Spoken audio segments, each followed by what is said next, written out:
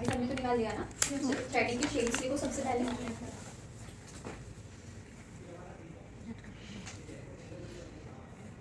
Oval, Oval, Oval shape, Oval shape, pointed shape, 80 क्या नाम है, पॉइंटेड, राउंड,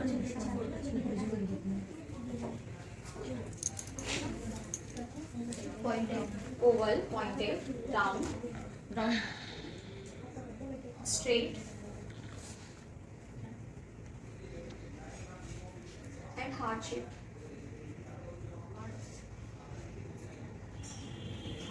हार्ट। थ्रेडिंग की डिग्री लिखो 90 डिग्री, 60 डिग्री,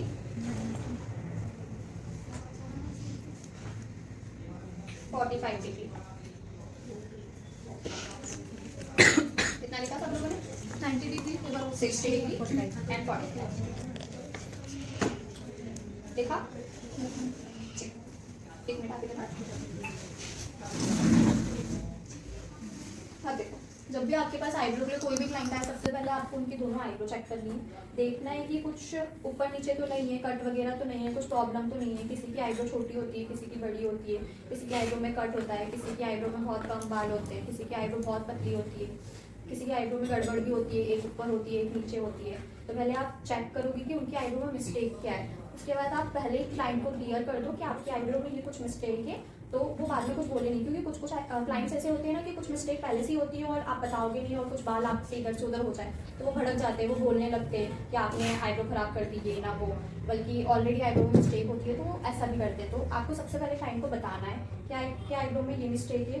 उसके बाद आप आईब्रो चेक करोगे प्रॉपर, फिर आप देखोगे आपको शेप कैसा देना है। आप क्लाइंट से पूछोगे कि उसको शेप कैसा चाहिए, मोटी आईब्रो चाहिए या पतली आईब्रो चाहिए, ये सब पहले आप उनसे पूछोगे। ठीक है, इतना समझ आया? अब जो मैंने आपको डिग्री बताई, ये होती है अपनी 90 डिग्री, ठीक है, ये होती है अपनी 60 डिग्री एंड यहाँ से डाउन होता है अपना 45 डिग्री। अब आईब्रो कैसे बनाओगे आप लोग? सबसे पहले 90 डिग्री पे से आप मिडिल क्लियर करोगे, ठीक है। हमेशा आपको यहाँ पर 1 इंच का गैप देना है, 1 इंच से ज़्यादा गैप नहीं होना चाहिए। किसी किसी का 1.5 इंच भी होता है, 2 इंच भी होता है, तो उस चीज़ का ध्यान देना है कि आप और ज़्यादा आइट साइड से बाल ना निकालो, ठीक है। ऑलरेडी गैप पे गलती से आपसे बाल निकल जाएंगे तो और गैप दिखेगा, वो अच्छा नहीं दिखेगा, ज़्यादा ब्रॉड हो जाएगा। इस चीज़ का आपको ध्यान देना है। इसके बाद आप थ्रेड कैसे चलाओगे? सबसे पहले 90 to 60 डिग्री चलाओगे, ठीक है, समझ में आया? 90 to 60 चलाएंगे अपन, ठीक है। यहाँ से आप सबसे पहले एक्स्ट्रा रिमूव करोगे, उसके बाद आप शेप दोगे। डायरेक्ट आप शेप में नहीं घुसोगे क्योंकि अभी आप सब न्यू हो, ठीक है। इसके बाद आप 60 to 45 क्लियर करोगे। नीचे देखो और देखो, आपको क्लाइंट को बोलना है थोड़ा नीचे से होल्ड करो, थोड़ा नीचे से होल्ड करो, ठीक है, टाइट होल्ड करो। इस तरीके से आपको होल्डिंग करवानी है। बहुत सारे लोग यहाँ तक होल्ड कर देते हैं, तो आप बाल कहाँ से निकालोगे? उनको बोलना है नीचे से होल्ड करो, ठीक है। यहाँ आपको क्लाइंट को बोलना है 3 फिंगर से होल्ड करना है, कहाँ पे? 60 डिग्री पे। इस तरीके से आपको होल्ड करवाना है, ओके। सबसे पहले आप यहाँ के एक्स्ट्रा रिमूव करोगे, देन आप यहाँ से गाइडलाइन लेके शेपिंग दोगे, ठीक है। इसमें किसी को कुछ डाउट? सेम आप उधर की भी आईब्रो बनाओगे, बट आप अगर राइट हो तो आप पहले राइट साइड की आईब्रो आगे से बनाओगे, देन लेफ्ट साइड की आईब्रो आप पीछे से बनाओगे, ठीक है। एक आगे से बनेगी, एक पीछे से। लेफ्टी और लेफ्टी होगा तो पहले लेफ्ट साइड की बनाएगा, देन राइट साइड की बनाएगा। और अगर किसी के दोनों हाथ चलते हैं तो दोनों आगे से बना सकता है, ठीक है। कुछ होते हैं 1% या 2% बनाना, हाँ बाकी तो ठीक है। इतना समझ में आया? इसका डेमो होगा तो आपको और अच्छे से समझ में आएगा। इसमें किसी को कुछ डाउट नहीं? आईब्रो में किसी को कुछ डाउट? मैम जैसे ऐसे होता है कि लेफ्ट से हम काम करते हैं तो राइट से धागा चल रहा है, फिर हमारा कौन सा हुआ हाथ? लेफ्ट नहीं, ऐसा कुछ नहीं। थ्रेड तो आप स्टार्टिंग से स्टार्ट कर रहे हो ना, 0 से ही स्टार्ट कर रहे हो। अगर आप लेफ्ट से भी स्टार्ट करते तो आप लेफ्ट भी चला सकते थे। नहीं चल रहा है, चलाया कुछ ऐसा होता है कि फिर कभी अगर राइट नहीं चल रहा है तो लेफ्ट चलता है, ऐसा भी हम होता है। राइट से ही बनाएंगे ना, तो राइट राइट ही चलती तरफ बढ़ना है, ठीक है। किसी को डिटेन और रीच के बारे में थोड़ा सा पता है?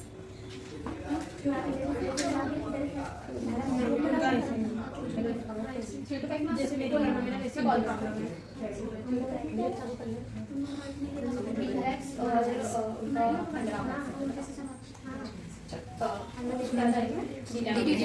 तो बताओ किसी को पता है डिटेन और रीच के बारे में? पुराने बच्चे नहीं बोलेंगे और जिसने सुन ली क्लास वो भी नहीं बोलेंगे। उसके अलावा कोई ब्लीच तो हेयर डाउन करने के लिए करते हैं। और D10 ठीक है, इतना समझ में आया अभी। सबसे पहले अपन D10 के बारे में लिखेंगे, तो D10 के बारे में लिखो। देखो D10 होता क्या है, D10 एक केमिकल प्रोडक्ट नहीं है और ब्लीच एक केमिकल प्रोडक्ट है, ठीक है। D10 से अपना जो टैनिंग है वो रिमूव होती है, पिगमेंटेशन, टैनिंग या स्किन पे डलनेस वगैरह आ जाती है, तो D10 उसको रिमूव करता है। इतना समझ में आया। ब्लीच क्या है, एक केमिकल प्रोडक्ट है, उससे सिर्फ हेयर गोल्डन होते हैं, उससे टैनिंग रिमूव नहीं होती है, ठीक है। D10 के बारे में लिखो। D10 से टैन रिमूव होता है, dullness, tan, dullness, pigmentation,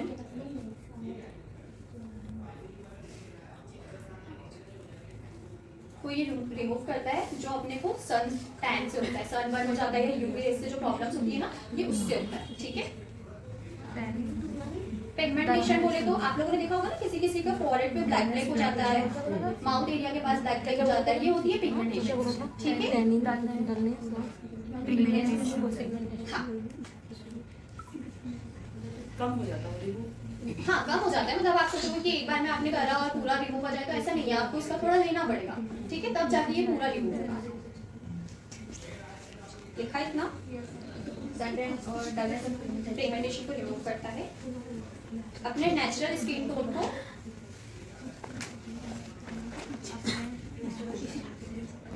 even tone करता है। पीछे आप लोग बातें मत करो, ठीक है। तो अगर आप कुछ डाउट बता रहे हो तो मुझसे पूछ लो, आपस में डिस्कशन मत करो, ठीक है। यहाँ क्लास चल रही है, लास्ट क्लास में मैंने आप लोगों को कुछ नहीं बोला है, लेकिन अभी इस क्लास में आप लोग ज्यादा शोर शराबा करोगे तो मैं बाहर कर दूंगी। किसी को इसमें कुछ प्रॉब्लम है? नहीं, D10 समझ में आया क्या होता है। अब D10 की प्रोसेस क्या है बोलो। D10 आप हर 15 दिन में कर सकते हो, ठीक है। D10 ऑल स्किन टाइप है,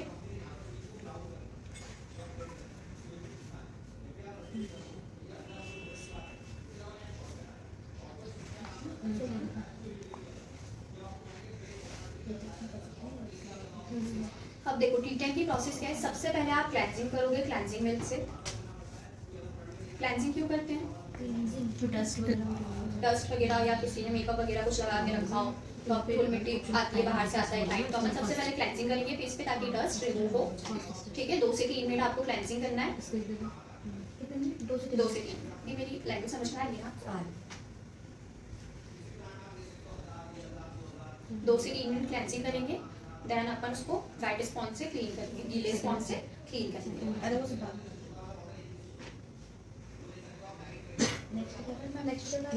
क्लींजिंग करना, हाँ वेट वाइप से क्लीन करना। नाम लिख लिया ना? नहीं क्या नाम है? शिखा। ये लो। ठीक है, इतना आ रहे हो ना?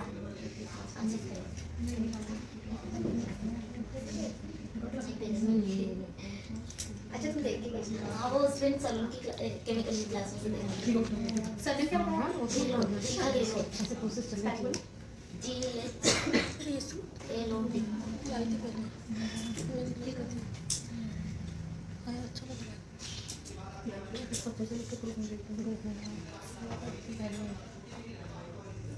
इसके बाद अपन D10 अप्लाई करेंगे। क्लेंजिंग किया, क्लेंजिंग के बाद आप पूरे फेस को अच्छे से स्पॉन्ज से क्लीन करके देन उसको पूरा ड्राई करोगे। उसके बाद अपन D10 अप्लाई करेंगे, टिश्यू की हेल्प से उसको वापस पोंछोगे ड्राई टिश्यू से, ठीक है। उसके बाद D10 अप्लाई करेंगे। D10 को 10 से 15 मिनट रखेंगे।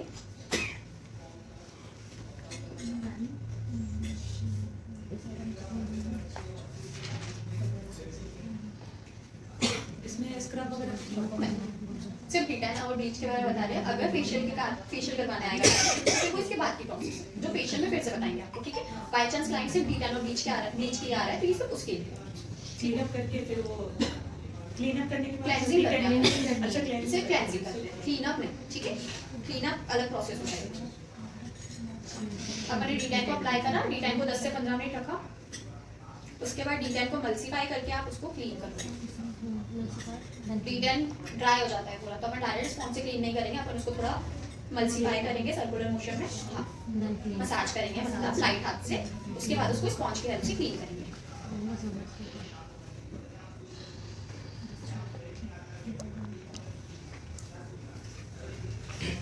ये किया, इसके बाद आप मॉइस्चराइजर या जेल लगाओगे क्लाइंट को, ठीक है।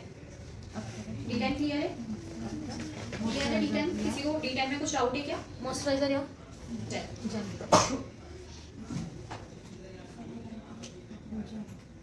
ड्राई स्किन आए तो आप जेल ड्राई स्किन आए तो आप मॉइस्चराइजर लगाओगे, और ऑयली स्किन आए तो आप जेल लगाओगे। जेल बेस्ड मॉइस्चराइजर या क्रीम बेस्ड मॉइस्चराइजर आप स्किन के अकॉर्डिंग लगाओगे, ठीक है। D10 क्लियर है सबको? चलो ब्लीच के बारे में लिखो। ऑयली के लिए जेल है ना। D10 के ब्रांड्स लिख लो सबसे पहले।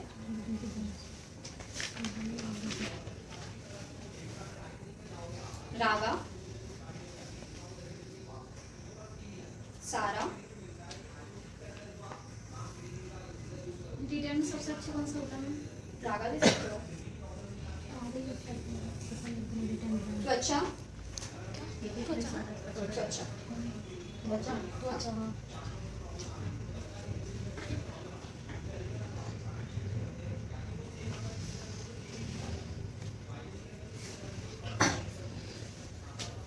एप्टीट्यूड,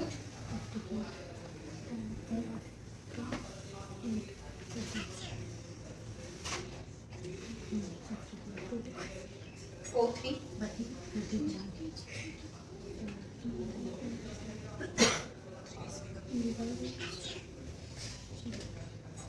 ठीक है। D10 के ब्रांड समझ में आया? कितना समझ में आया? चलो अब अपन ब्लीच के साइड बढ़ते हैं, ब्लीच के बारे में।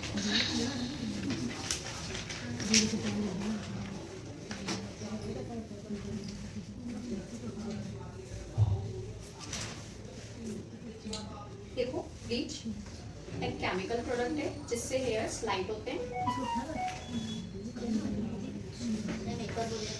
ब्लीच एक केमिकल प्रोडक्ट है जिससे हेयर गोल्डन होते हैं, लाइट होते हैं।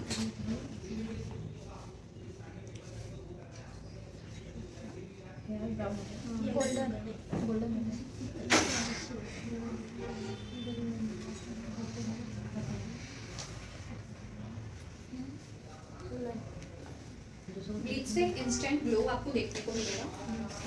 इंस्टेंट ग्लो करता है और ब्राइटनेस देता है फेस पर।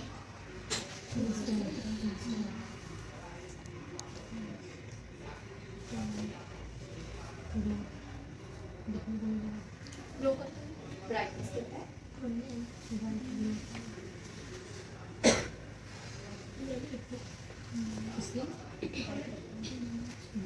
कितना लिखा?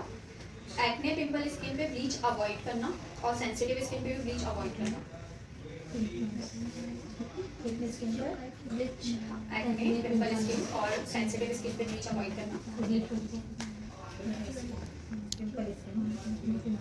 अब ये मैं क्यों बोल रही हूँ ऐसा? इरिटेट करेगा वो स्किन। केमिकल है ना उसमें, तो इरिटेशन होती है, रेडनेस आ जाती है, ठीक है। और एक्ने पिंपल स्किन तो आपको पता ही कितनी सेंसिटिव होती है, पिंपल्स बहुत ज्यादा होते हैं, तो उस पर तो कुछ भी करते हैं तो इचिंग होने लगती है। तो इसलिए ये तो स्किन को आप अवॉइड करना।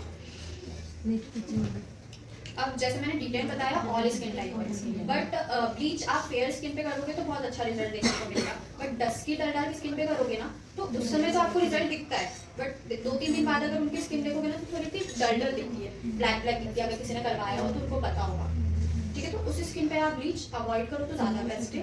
बट अगर कोई करवाता है तो आप कर सकते हो, क्योंकि अगर वो करवाता है और आप मना कर दोगे तो वो कहीं और जाके तो करवाएगा ही सही, ठीक है। तो उसको आप समझा सकते हो कि ब्लीच से अच्छा D10 आप D10 करवा सकते हो। बट अगर वो फिर भी नहीं मान रहा है फिर आप कर सकते हो, ठीक है। समझ में आया क्या बोलना चाह रही हूँ मैं? चलो प्रोसेस लिखो ब्लीच की।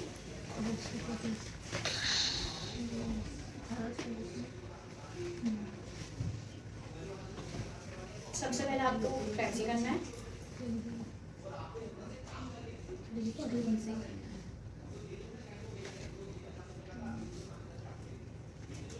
क्लेंजिंग कितने मिनट करेंगे बताओ? इसको साफ करती हूँ। क्लेंजिंग अगर मैंने बताया ना D10 कितने मिनट करना है? 2 मिनट 2 से 3 मिनट। सेम करेंगे अपन, ठीक है। 2 से 3 मिनट क्लेंजिंग करेंगे, देन उसको क्लीन करेंगे।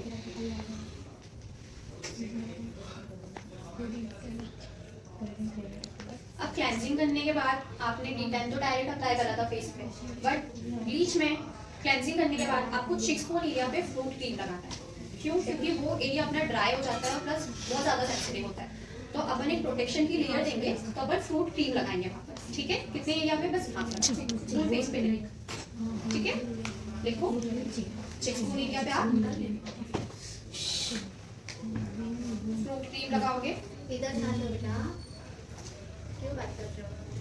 अच्छा लगेगा तुमको क्लास के बाद करेंगे। सब आता है ना आप लोग को, यहाँ खड़ा कर दे, क्यों थ्योरी ले लो, आ जाओ। इधर मैम हमारी तरफ से जब हम तो आपकी तरफ भी ध्यान दे रहे हैं, ये लोग बात कर रहे हैं। नहीं मैं अच्छी चिको लेंगे फिर 2 से 3 मिनट रखना। नहीं, जैसे अपन नॉर्मल मॉइस्चराइजर लगाते हैं वैसे ही आपको फ्रूट क्रीम लगाना है बस। और उसे रिमूव नहीं करना। नहीं, उसके बाद अपन अपना ब्लीच क्रीम प्रिपेयर करेंगे, क्योंकि जब तक आप ब्लीच क्रीम में एक्टिवेटर नहीं मिलाओगे ना वो किसी काम का नहीं है, ठीक है? तो अपन क्या लेंगे, 1 स्पून ब्लीच क्रीम लेंगे,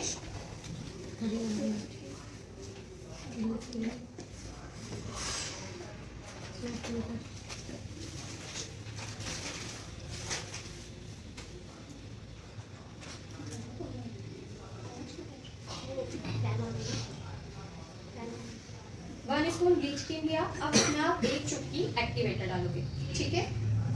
क्वांटिटी देख सकते हो, दिख रही है? अब एक्टिवेटर मैंने 1 चुटकी बोला है, 1 चुटकी से ज़्यादा एक्टिवेटर नहीं डालोगे। बाय चांस अगर आपने एक्टिवेटर ज़्यादा डाल दिया, नहीं, अगर बाय चांस आपने 1 स्पून ब्लीच क्रीम में एक्टिवेटर अगर ज़्यादा डाल दिया, एक्टिवेटर बहुत हार्म होता है, ठीक है? तो एक्टिवेटर अगर ज़्यादा डल गया ना तो उसकी स्किन बर्न हो सकती है, ठीक है? और और भी डाल देंगे, हाँ, जैसे स्किन किसी का डस्टी है या फेयर है उसकी। नहीं स्किन वाइज नहीं है, ऐसा कुछ नहीं है, बट अगर सेंसिटिव स्किन है तो आप कम डाल सकते हो। बट अगर एक्टिवेटर बाय चांस ज़्यादा डल गया गलती से, तो उस चीज़ का ध्यान देना, क्योंकि अपना स्किन बहुत सेंसिटिव होता है और मैंने जैसे बताया कि केमिकल, ठीक है? तो एक्टिवेटर ज़्यादा डल गया तो उसको बहुत ज़्यादा इचिंग होने लगेगी, रेडनेस आ जाएगी, उसका फेस बर्न भी हो सकता है। तो एक्टिवेटर ध्यान से मिक्स करें, ठीक है? समझ में आया? क्लियर हो?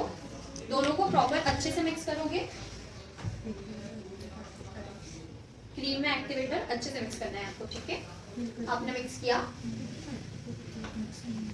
1 टीस्पून लेना है क्रीम। 1 स्पून क्रीम में 1 चुटकी एक्टिवेटर। अगर आप 2 स्पून ब्लीच क्रीम ले रहे हो तो आप 2 चुटकी डालोगे, ठीक है? डबल कर क्वांटिटी उसकी किया। उसके बाद अपन ब्लीच क्रीम फेस पर अप्लाई करेंगे।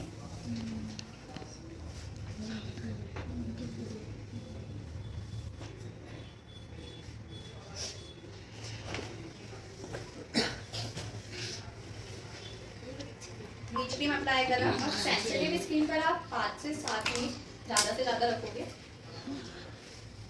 और नॉर्मल स्किन पर आप 7 to 10 मिनट्स रख सकते हो।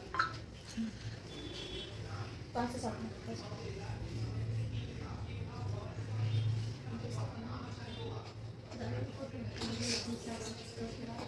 नॉर्मल स्किन पे 10 से 15 मिनट रख सकते हो। अब जब भी आप ब्लीच क्रीम अप्लाई करो, आपको क्लाइंट से हर 5 मिनट में पूछना है कि बर्दाश्त हो पा रहा है कि नहीं, ज़्यादा इचिंग वगैरह तो नहीं हो रही है, ठीक है? तो ये बीच बीच में आपको क्लाइंट से पूछना है। अगर किसी को बहुत ज़्यादा इचिंग हो रही है ना, बहुत खुजली टाइप हो रही है, जलन सी हो रही है, तो आप उसको हाथों हाथ क्लीन करें।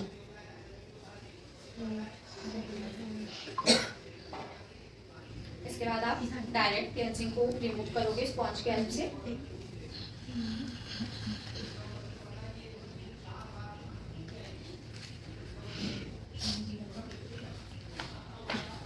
आपको क्लाइंट को बोलना है कि धूप से थोड़ा बचे, अपने फेस को प्रोटेक्ट करके जाए, क्योंकि सनलाइट के कारण उसका फेस जल सकता है, ठीक है? अब ब्लीच क्रीम लगाओगे कैसे, कोई एक हाथ में आ जाए।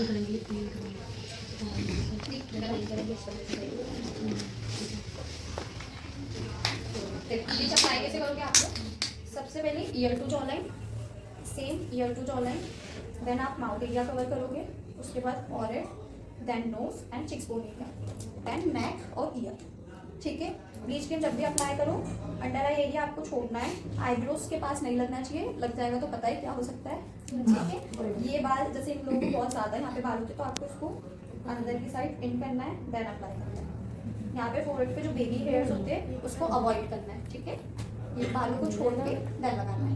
अब ब्लीच क्रीम आपने लगाया, आपको रिमूव करने से पहले चेक करना है, यहाँ से आपको अपर डायरेक्शन में उसको थोड़ा सा हटाना है, देन चेक करना है हेयर्स गोल्डन हुए कि नहीं हुए। अगर नहीं हुए तो आप 2 से 5 मिनट रुकोगे, उसके बाद रिमूव करोगे, ठीक है? समझ में आया? ये क्लियर हो? किसी को कुछ डाउट? प्रोसेस समझ में आई? हीट एंड ब्लीच दोनों की प्रोसेस समझ में आई? ब्रांड्स लिख लो।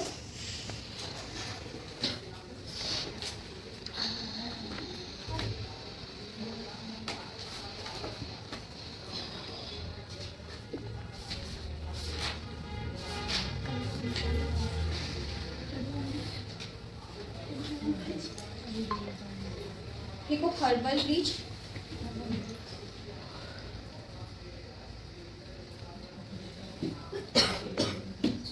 Oxy herbal bleach, oxy life bleach,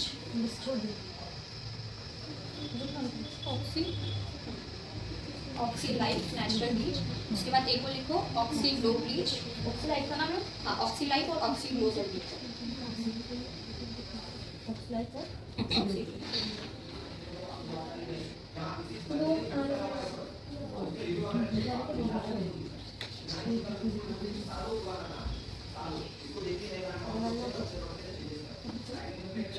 आप लोग थोड़ा थोड़ा सा पीछे हो जाओ, स्पेस बना लो।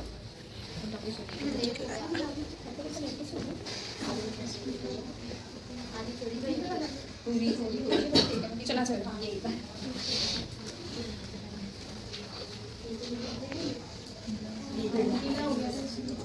इस साइड बैठ जाओ, ये तो गीला नहीं है। आप लोग अपने पैर भी फोल्ड कर सकते हो, तो वहाँ पे भी एक जन आ जाएगा। क्लास में बैठे हो कि क्या आराम से फोल्ड करके? अदर क्लास में ऐसे बैठते हो क्या बेटा? हाँ, ठीक है, बनाते हैं। मैंने कौन कौन सा बता दिया? ग्लो ऑक्सी ग्लो, ठीक है। VLCC इंस्टेंट ग्लो ब्लीच लिखो। VLCC instant glow gold bleach. Glow gold nature's bleach.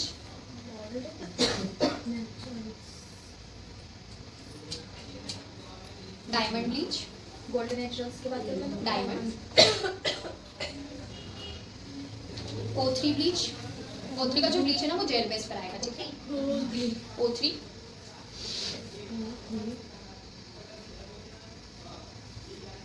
ठीक, लिख लिया आप लोगों ने? एक और लिख लो ओलिविया ब्लीच। हाँ, ओलिविया। अब देखो, ये ओलिविया ब्लीच है ना, इसके अंदर एक शाइनर आता है। ओलिविया या ओलिव? ओलिविया। देखो, ये अपना ब्लीच और ये अपना ब्लीच क्रीम, सॉरी ये अपना ब्लीच क्रीम और ये अपना एक्टिवेटर, ठीक है? एक्टिवेटर की क्वांटिटी उतनी ही डालनी है जितनी मैंने बताई है। इसमें अगर ज़्यादा क्वांटिटी आई है तो आप पूरा पूरा मिक्स नहीं करोगे। इसके बाद मैंने आपको जैसे फ्रूट क्रीम बताया ना, इसमें बूस्टर आता है, तो आपको बूस्टर अप्लाई करना है अपनी फेस पे। देन आप इसको मिक्स करके, जो रेशियो बताया उसमें मिक्स करके इसको आप लगाओगे, ठीक है? इसमें किसी को कुछ डाउट तो नहीं है ना? बस मैंने वहाँ पे फ्रूट क्रीम लगाया है, हाँ, जैसे क्लेंजिंग किया, उसके बाद अपन ने बूस्टर अप्लाई करा। नॉर्मल अपन ने फ्रूट क्रीम अप्लाई करा था, इसमें अपने को बूस्टर अप्लाई करना है। सिर्फ ओलिविया में ना? लिखिए ब्रांड्स। D10 और ब्लीच क्लियर है तो सब, किसी को कुछ डाउट तो नहीं है? पक्का?